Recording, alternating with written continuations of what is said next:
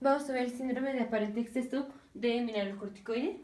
Entonces, esto va a ser, vamos a tener aumento de cortisol, ahorita vemos por qué, pero va a ser un aumento de cortisol.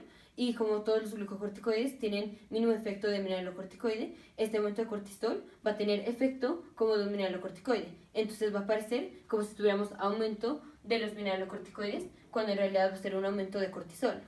Entonces, primero rápidamente vamos a ver cómo está la nefrona. Aquí está la nefrona. Tenemos la arteriola aferente. Aquí está el glomérulo, arteriola eferente, cápsula de Bowman, túbulo contorneado proximal, rama descendente de la CGL, rama ascendente de la CGL, túbulo contorneado distal y túbulo colector. Entonces aquí vamos a ver la célula del túbulo colector. Entonces aquí está la célula, la voy a poner aquí girada. Aquí está la célula. Aquí está la sangre, entonces de este lado voy a poner la sangre. Aquí está la sangre y aquí está la luz tubular. Aquí está la luz tubular. La luz tubular. Entonces voy a dejar ahorita pendiente esta célula del túbulo colector y vamos a ver primero por qué está el síndrome de aparente exceso de mineralocorticoide y luego vamos a ver por qué vamos a involucrar a esta célula. Entonces voy a borrar la nefrona. Entonces el síndrome de aparente exceso de mineralocorticoide, esto va a ser por dos razones, puede ser adquirida o congénita. Congénita va a ser por una deficiencia de la enzima 11 beta hidroxiesteroide deshidrogenasa. Esta es la enzima que convierte el cortisol a cortisona. Entonces, adquirido, esto va a ser por el ácido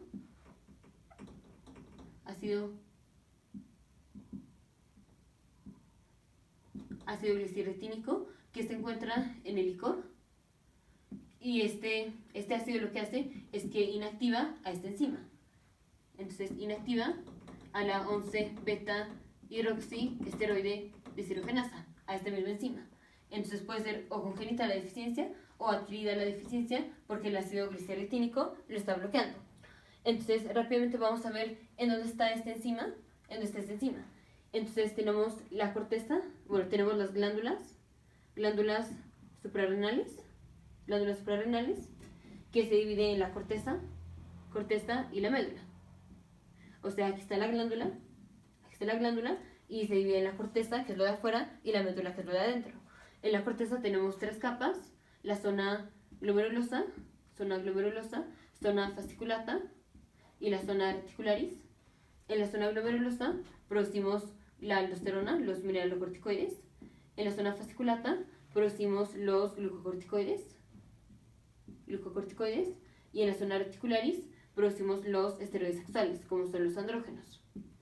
Entonces ahorita nada más vamos a ver la zona fasciculata, que es la que produce los glucocorticoides. Y vamos a ver la glomerulosa nada más para contrastar el glucocorticoide con el mineralocorticoide y ver por qué cuando tenemos un aumento de glucocorticoide vamos a tener aparente exceso de mineralocorticoide, aunque sea un glucocorticoide.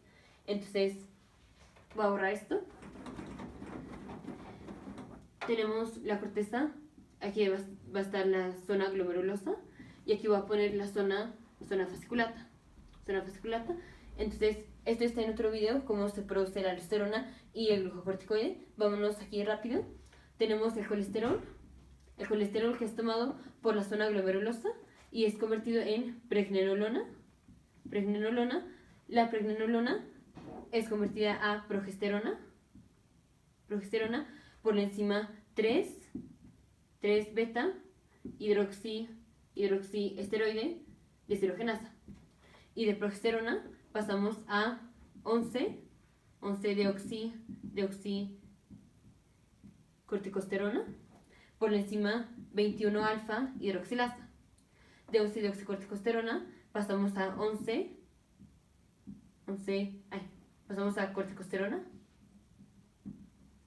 corticosterona por la enzima 11 alfa hidroxilasa.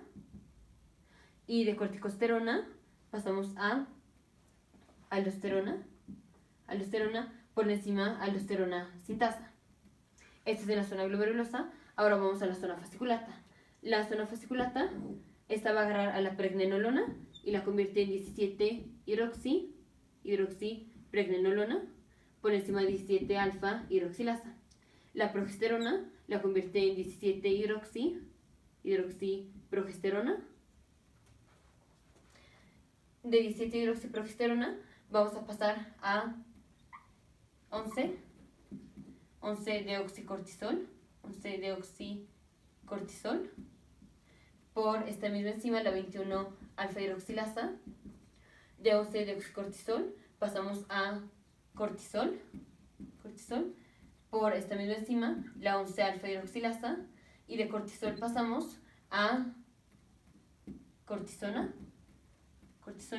por esta enzima, la enzima 11 beta hidroxiesteroide deshidrogenasa, esta enzima. Entonces, por medio de esta enzima, la 11 beta hidroxiesteroide deshidrogenasa, convertimos el cortisol en cortisona. Ahora recordemos que las glándulas suprarrenales están influenciadas por el eje hipotálamo-hipófisis-glándula. Entonces, para ver esta enzima o para ver por qué el paciente va a tener un aumento de glucocorticoide, que va a aparecer un aumento de mineralocorticoide, y para ver el tratamiento vamos a repasar el eje. Entonces rápidamente tenemos, aquí está el hipotálamo, la célula del hipotálamo, que libera la hormona liberadora de la corticotropina. Esta es liberada en el sistema porta hipotálamo-hipófisis y llega a la adenohipófisis, o sea, la pituitaria anterior. Aquí en la pituitaria anterior tenemos receptores para la hormona liberadora de la corticotropina. Cuando la hormona se une a su receptor en la adenohipófisis, esto hace que la adenohipófisis produzca la ACTH, la hormona adrenocorticotropina, que es liberada a la sangre, y esta va a llegar a todos los órganos, pero donde tiene efecto es aquí, en las glándulas suprarrenales, en la corteza de las glándulas suprarrenales, en la zona glomerulosa y en la zona fasciculata. Si tenemos la ACTH, digamos, aquí está aquí, digamos, esta es la glándula, una glándula suprarrenal, llega la ACTH aquí, a la corteza de las glándulas suprarrenales, y va a ser, la ACTH hace que la zona glomerulosa produzca aldosterona finalmente, y hace que la zona fasciculata produzca glucocorticoides, o sea, produzca cortisol y produzca cortisona. Y hace que la zona reticularis, que no la puse, hace que la zona reticularis produzca los andrógenos. Aquí estaría la zona reticularis y va a producir los andrógenos. Entonces la ACTH estimula a la zona fasciculata y a la zona reticularis. La zona fasciculata para que produzca cortisol y cortisona, y la zona reticularis para que produzca andrógenos. Entonces, ahora vamos, ¿qué pasa si tenemos una disminución de la 11 beta hidroxiesteroide deshidrogenasa? Si tenemos disminución de esta enzima, entonces el paciente no produce cortisona y tiene aumento de cortisol. ¿Por qué tiene aumento de cortisol? Porque, como ya vimos en el eje, si tenemos una disminución de cortisona, ¿qué va a tratar de hacer el eje? Estimular más a la glándula suprarrenal para que produzca más cortisona, porque tenemos poca, o va a tratar de disminuir la producción de cortisona si es que tenemos poca. Va a tratar de estimular a la zona fasciculata a que produzca más cortisona. Entonces, el hipotálamo va a estar más activo y va a liberar más hormona liberadora de la corticotropina. Esto va a hacer más estimulación de la adenohipófisis a que produzca la ACTH. Y entonces va a llegar más ACTH a la corteza de las glándulas suprarrenales, y esto va a hacer que el paciente produzca más cortisol, pero va a seguir sin poder producir cortisona porque está mal esta enzima. Entonces, como tenemos disminución de la cortisona, como hay una disminución de la cortisona, esto promueve el eje hipotálamo-hipófisis glándula, entonces hay un aumento de la hormona liberadora de la corticotropina y por tanto un aumento de la ACTH, y por tanto hay más estimulación de la corteza de las glándulas suprarrenales para que se produzca cortisona, pero no podemos producir cortisona porque esta enzima está mal. Entonces lo único que hacemos es llegar hasta aquí, se produce esta y hasta aquí, ya no podemos producir cortisona. Entonces nos quedamos atorados en cortisol, y como tenemos mucha estimulación de la ACTH, pues la glándula suprarrenal pues continúa produciendo cortisol y cortisol y cortisol, porque la ACTH la está estimulando y estimulando y estimulando, pero nunca podemos producir cortisona. Entonces, en respuesta a la disminución de cortisona, tenemos un aumento de la estimulación de la ACTH. O sea, tenemos más ACTH que nos está estimulando la zona fasciculata. Y como tenemos más estimulación de la zona fasciculata, entonces el paciente produce más cortisol, porque el cortisol ya no va a poder pasar a cortisona. Entonces, la razón por la cual el paciente tiene un aumento de cortisol es porque, como tiene disminución de la cortisona, está aumentado o está activado el eje hipotálamo hipófisis glándula. Esto hace que tengamos aumento de la ACTH. Y como la ACTH llega a la zona fasciculata, pues está estimulando y estimulando y estimulando a la zona fasciculata a que produzca cortisona, pero lo más que puede hacer es producir cortisol, porque ya de cortisol a cortisona tenemos dañada la enzima o defectuosa la enzima. Por eso el paciente viene con aumento de cortisol, porque no puede producir la cortisona y tiene la ACTH que está estimulando y estimulando a la zona fasciculata que produzca cortisona, pero pues produce cortisol. Por eso el paciente viene con aumento de cortisol. Entonces, aquí bueno, ya voy a borrar esto. Entonces, el paciente con síndrome o el síndrome de aparente exceso de mineralocorticoide viene con disminución de la cortisona y un aumento del cortisol. Ahora recordemos que tanto los glucocorticoides como los mineralocorticoides tienen actividad de los dos. Esto es, los mineralocorticoides, como es la aldosterona, tiene mucho efecto mineralocorticoide. O sea, hace regulación de la sal, ese es su principal efecto, pero en menor grado tiene mínimo efecto como un glucocorticoide. O sea que puede regular a la glucosa, pero es un efecto súper mínimo para la aldosterona, que es más un mineralocorticoide. Y los glucocorticoides, como es el cortisol o la cortisona o corticosterona, los glucocorticoides, estos regulan la glucosa, pero también tienen mínimo efecto de mineralocorticoide, pero es mínimo el efecto de mineralocorticoide. O sea que puede regular el sodio, pero es un efecto mínimo. Entonces, la aldosterona tiene más efecto de mineralocorticoide, pero tiene mínimo efecto de glucocorticoide. Y los glucocorticoides tienen efecto pues de glucocorticoides, de regular la glucosa, pero mínimo efecto como un mineralocorticoide. Esto ya está en otro video. Ahora si tenemos aumento del cortisol, que es un glucocorticoide, pues vamos a tener más efecto de este mínimo efecto de un mineralocorticoide. Entonces, los corticosteroides o los glucocorticoides tienen mínimo efecto de un mineralocorticoide, pero si tenemos mucho glucocorticoide como es el cortisol, pues este mínimo efecto ya no es tan mínimo porque ahora tenemos mucho más cortisol. Entonces, sí, aunque el efecto de cada cortisol es mínimo, como tenemos mucho cortisol, pues la suma es que ahora sí tenemos efecto de mineralocorticoide. Entonces, el aumento de cortisol va a ser efecto de mineralocorticoide. Entonces, ahora sí, regresemos a la célula que vimos del túbulo colector. En el túbulo colector tenemos la célula y tiene un transportador que, tiene un canal que reabsorbe sodio y va a secretar potasio. Entonces aquí secreta potasio. Entonces aquí voy a poner célula del túbulo colector. Tenemos dos células, la célula principal que es esta, y la célula intercalada alfa, que ya lo vimos en otros videos. Entonces tenemos reabsorción de sodio. Si se reabsorbe sodio aquí en la célula del túbulo colector, como el sodio es carga positiva y le estamos quitando cargas positivas al túbulo colector, dejamos al túbulo colector con carga negativa. Esto promueve la secreción de potasio porque el potasio es positivo. Entonces hay reabsorción de sodio y esto termina en secreción y por tanto excreción de potasio. Y esta electronegatividad del túbulo también le llega a la célula intercalada alfa. Y aquí tenemos una bomba que secreta hidrogeniones y utiliza ATP. Entonces, en respuesta a una reabsorción de sodio, en donde el túbulo se queda más negativo, también tenemos secreción hacia la luz tubular de hidrogeniones. Ahora, la aldosterona lo que hace es promueve que se expresen aquí en la célula los canales que reabsorben el sodio. Entonces la aldosterona hace que tengamos más canales que reabsorben el sodio. Entonces la aldosterona promueve la reabsorción de sodio y entonces promueve la secreción de potasio y la secreción de hidrogeniones. Entonces ahora vamos con el eje renina-angiotensina-aldosterona. Entonces recordemos que una de las cosas que hace activación del eje renina-angiotensina-aldosterona es tener una disminución de sodio. Si el paciente tiene una disminución de sodio, se activa la renina y por tanto vamos a tener finalmente aldosterona. Y la aldosterona lo que hace es reabsorber sodio, hace que se reabsorba sodio y que se secrete potasio e hidrogeniones. Entonces la aldosterona hace esto.